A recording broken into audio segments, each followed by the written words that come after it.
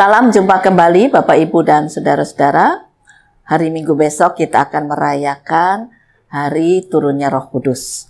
Jadi sesungguhnya Roh Kudus sudah diturunkan. Nah, apakah kita berani hidup dalam bimbingan Roh Kudus? Menyatakan kebenaran? Biarlah kita belajar dari firman Tuhan. Mari kita berdoa. Tuhan Yesus, seringkali kami enggan, kami malu, kami takut menyatakan kebenaran firman, menyatakan hidup kudus di hadapan sesama. Ampunilah segala kelemahan kami, biarlah kami belajar bahwa Roh Kudus yang sudah dicurahkan memampukan kami untuk hidup dalam karya kebangkitan Kristus. Berfirmanlah ya Tuhan, melalui firman-Mu ini kami akan diubahkan. Inilah doa kami dalam nama Tuhan Yesus Kristus. Amin. Tetapi penghibur, yaitu Roh Kudus, yang akan diutus oleh Bapa dalam namaku, Dialah yang akan mengajarkan segala sesuatu kepadamu dan akan mengingatkan kamu akan semua yang telah kukatakan kepadamu. Damai sejahtera aku tinggalkan bagimu. Damai sejahtera aku kuberikan kepadamu. Dan apa yang kuberikan tidak seperti yang diberikan oleh dunia kepadamu. Janganlah gelisah dan gentar hatimu. Bapak, Ibu, dan saudara-saudara, ketika Tuhan Yesus akan meninggalkan murid-muridnya, maka dia berpesan kepada murid-muridnya, tetapi penghibur yaitu Roh Kudus yang akan diutus oleh Bapa dalam namaku. Jadi akan diturunkan ya. Dialah yang akan mengajarkan segala sesuatu kepadamu dan mengingatkan kamu akan semua yang kukatakan ini. Damai sejahtera kutinggalkan bagimu. Jadi ada dua pesan yang disampaikan bahwa ketika Roh Kudus nanti datang, dia yang akan mengingatkan bagaimana pola hidup yang benar yang dinyatakan oleh Yesus kepada murid-muridnya. Pola hidup seperti apa? Yaitu kalau kita baca di atas, mengasihi Bapa, mengasihi sesama, ya. Dan itu memang tidak mudah.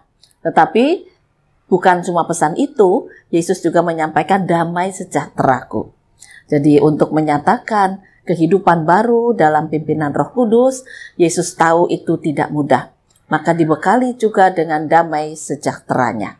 Nah, beranikah kita menyatakan damai sejahtera Yesus kepada sesama melalui pola hidup yang benar, yang kudus, yang menyatakan bahwa memang dalam diri kita ini sudah ada Roh Kudus.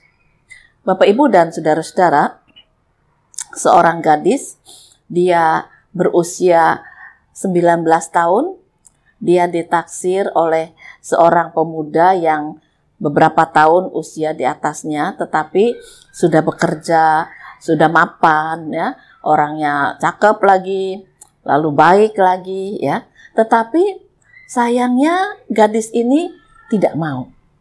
Nah, orang tua menyatakan begini, coba pikir lagi bahwa kamu memang sudah memilih imanmu.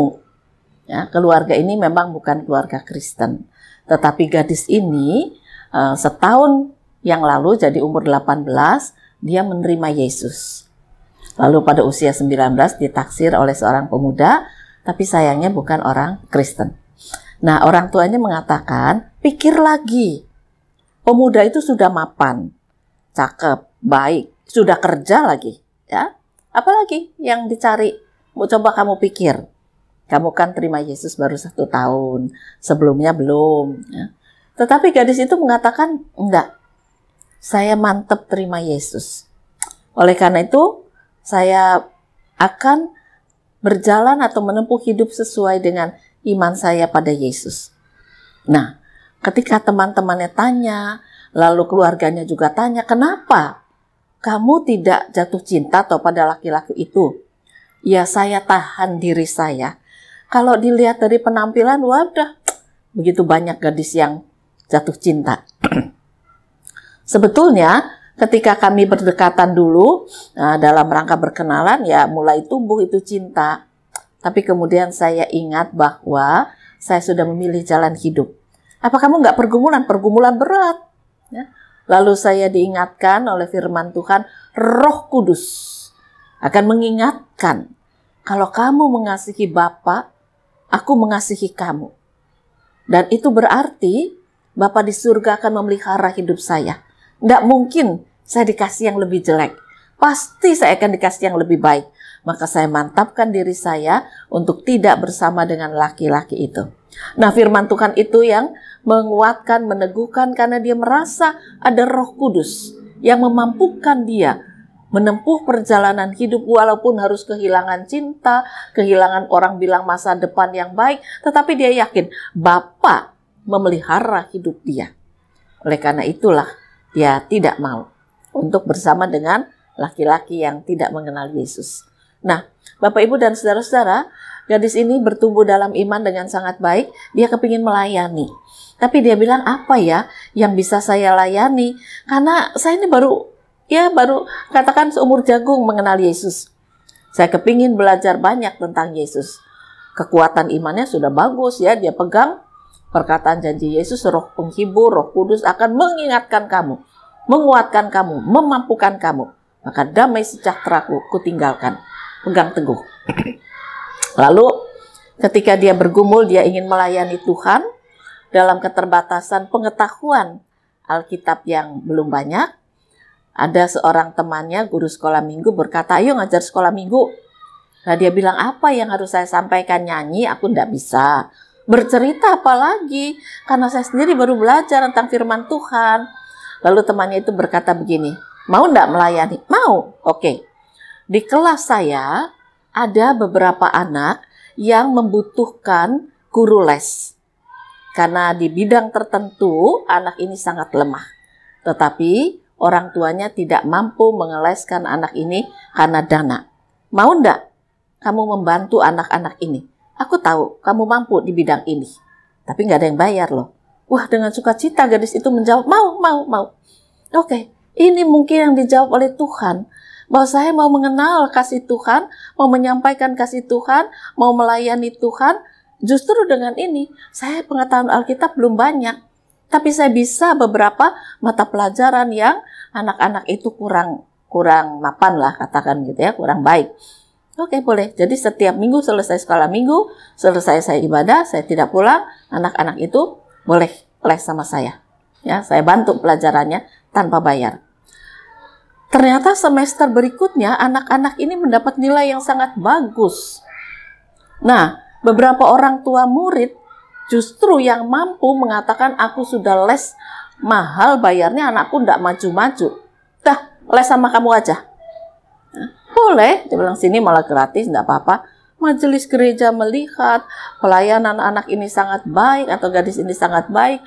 Orang tua banyak yang menitipkan anak di situ. Lalu ditanya, apa kebutuhanmu? Gadis itu menjawab, saya butuhnya alat-alat peraga untuk bisa menjelaskan kepada anak-anak ini.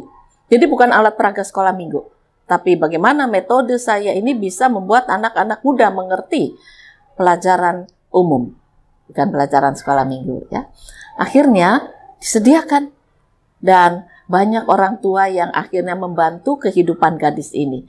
Nggak ketang kalau siang itu dibeliin nasi, ada yang kasih buah, ada yang kadang-kadang kalau anaknya ulang tahun juga kasih pakaian gitu ya. Anak itu berkata, Tuhan mencukupkan. Tuhan memberkati, saya sama sekali tidak terima uang bayaran, tetapi Tuhan yang membayar. Nah, semua ini mengungkapkan bahwa gadis itu adalah seorang yang sedang bertumbuh dalam iman, tetapi dia dipenuhi kuasa Roh Kudus. Oleh karena itu, mari kita belajar. Kita yang sudah lama mengenal Kristus, beranikah kita menyatakan hidup dalam karya Roh Kudus? Gadis ini berani, karena dia katakan, pasti Bapa memberikan yang lebih baik. Dari mata yang bisa aku lihat, perasaan yang aku miliki, Bapa pasti memberikan yang terbaik. Nah, dalam hal inilah kita juga diyakinkan Roh Kudus itu memampukan kita, mengingatkan kepada kita apa yang harus kita perbuat sebagai gereja Tuhan, sebagai orang Kristen. Lanjutkanlah kehidupan hari ini, hari esok, bersama dengan kuasa Roh Kudus. Beranilah menyatakan hidup baru dalam karya Roh Kudus. Tuhan memberkati firman-Nya. Amin. Mari kembali kita akan berdoa. Dalam kesederhanaan, ketidakmampuan kami datang kepada Engkau. Beri kami kekuatan karya Roh Kudus-Mu, agar kami berani hidup baru. Menolak yang tidak sepaham dengan Engkau. Menyatakan bahwa Bapa pasti memberikan yang terbaik bagi anak-anak yang mengasihi Engkau. Berkaryalah di tengah pergumulan kami apapun itu. Karena kami yakin Roh Kudus akan menolong kami. Inilah doa kami dalam nama Tuhan Yesus Kristus. Amin.